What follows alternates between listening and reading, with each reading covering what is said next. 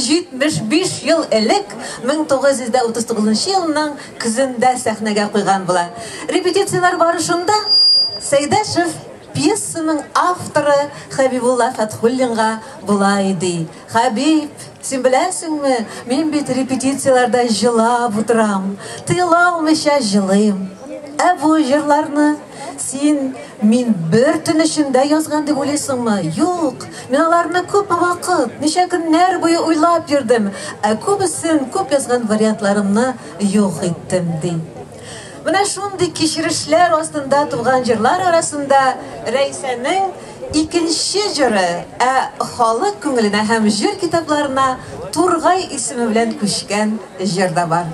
Хәзер аны Кызыл байракта туып үскән кыз якташыгыз Галискар Камал исемендәге Татар дәүләт академия театрының артисткасы, Татарстанның халык артисткасы Фирая Әкбәрова башкара.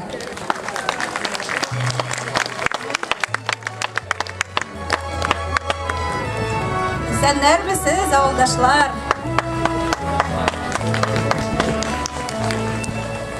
Сайрый Тургай, сайрый Тургай, баласын чуян бугай, баласын чуян Тургайдай, ник маңаям мин балай. Шуян Тургайдай, ник маңаям мин балай.